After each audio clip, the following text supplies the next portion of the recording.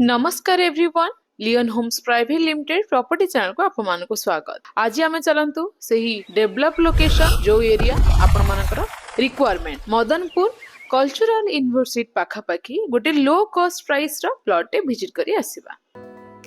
नमस्कार।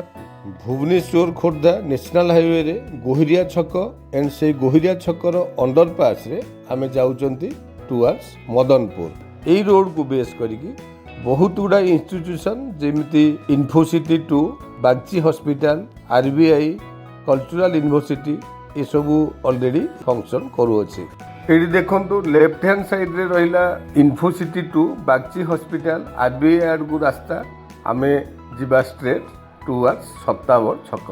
आपण माने नेशनल हाईवे रो बाईपास पितापल्ली चंदका रोड विषय जानिथिबे। सेही पितापल्ली छकरू चंदका गला बेले आसीबो हमर छतावर छक।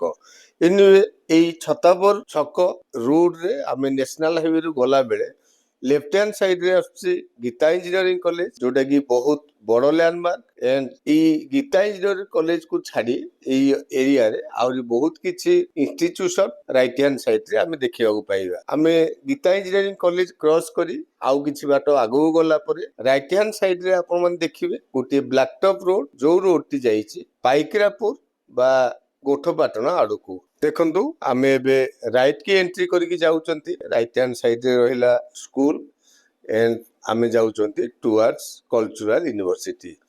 जेमिति पाइकरापुर रोड रे मु आपन मा देखिली बेस्ट लैंडमार्क हला गांधी इंजीनियरिंग कॉलेज। सेमिति एई रोड रो सबुटु भलो लैंडमार्क हला कल्चरल यूनिवर्सिटी। नेशनल हाईवे रु आम प्लॉट रो distance only 2.7 kilometre and cultural university रु 850 मीटर्स पूर्वरु। आपण माने भुवनेश्वर रे चालू रहितिबा बीडीए रो टाउन प्लानिंग प्रोजेक्ट विषय निश्चित भाव रे जानिथिबे। कलिंग विहार रो बैक साइड एरिया जेमिति पाइकरापुर सिजुपुर नुआंगा भली किछि मौजा को ने बीडीए बहुत बड़ बड़ टाउन प्लानिंग प्रोजेक्ट तैयारी करूचंती। आमो प्रोजेक्ट रु बीडीए रो टाउन प्लानिंग प्रोजेक्ट बहुत नियर मु आपण मानको प्लॉट रे पहुंचिला परे ता डिटेल्स जणाई देबी। आपण माने जानि रखंतु ई जो ब्लैकटॉप रोड रे हमें जाउचंती बहुत जल्दी এই रोड टी 200 फीट रोड रे काम होबाकू जाउची। एनिवे एठी राइट हैंड साइड रे रहिला गोटे रोड आमे सेही रोड रे एंट्री करिकि जाउचंती। এই ব্ল্যাকটপ रोड रु आम प्लॉट रो डिस्टेंस ओनली 250 मीटर्स। এই रोड को बेस करिकि आगरे बहुत गुडाए कंस्ट्रक्शन वर्क ऑलरेडी कंप्लीट हे सारिछि एंड आम प्लॉट रो एकदम फ्रंट रे भी बहुत गुडाए कंस्ट्रक्शन वर्क आपण मन देखिया को पाइबे। एनिवे फ्रंट रे रहिला गोटे येलो ब्राउन कलर रो बिल्डिंग हमकु देखिया को मिलुछि। सेही येलो ब्राउन कलर रो बिल्डिंग अपोजिट रे गोटे प्लॉट छाडी सेकंड प्लॉट हमरो सेलेबल प्लॉट। आपण मन देखंतु लेफ्ट हैंड साइड रे गोटे बाउंड्री वाल से बाउंड्री वाल आमर सेलेबल प्लॉट। पेरिफेरियल डेवलपमेंट देखंतु प्लॉट रो near already construction work complete हे सारिछि एंड एठी फैमिली माने ऑलरेडी रहउचंती। सो आमो प्लॉट टी नेले आमे इमीडिएटली कंस्ट्रक्शन करि परिबा एंड एडवांटेज हला ई प्लॉट रो बहुत नियर आमे बीडीए रो टीपी प्रोजेक्ट देखिया को पाइबा। मैप रे आपण माने क्लियरली देखंतु this is our saleable plot. ए प्लॉट रु बहुत नियर हला cultural university and cultural university बा हम प्लॉट रो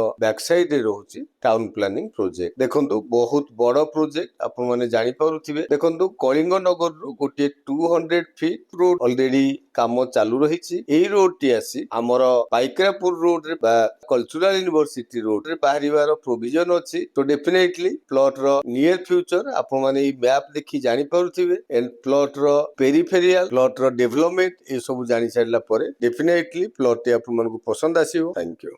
लोकेशन टी तो आपण माने विजिट कले एनएस रु जदी हमें मेजरमेंट करूछंती distance only 2.7 kilometre. Main road रो प्लॉट रो डिस्टेंस 250 मीटर। सो आपण माने एठी इमीडिएट कंस्ट्रक्शन स्टार्ट करि परिबे। लैंड एरिया 2400 स्क्वायर फीट रो घर बारी प्लॉट येलो जोन मध्य 20 फीट रोड को प्लॉट टी टच हेछि साउथ फेसिंग रो प्राइस हेउछि पर स्क्वायर फीट 2750 रुपीस। आपण माने देरी न करी लोकेशन टी को विजिट करंतु। तळे ध्यान नंबर रे इनक्वायरी पई कांटेक्ट करबा सहित चैनल को सब्सक्राइब करे नियंतु रेगुलर वीडियो रे अपडेट पाइबा पई। वीडियो टी भलो लागिथिले लाइक शेयर कमेंट करबा को जमारो भूलिबेनी। Thank you.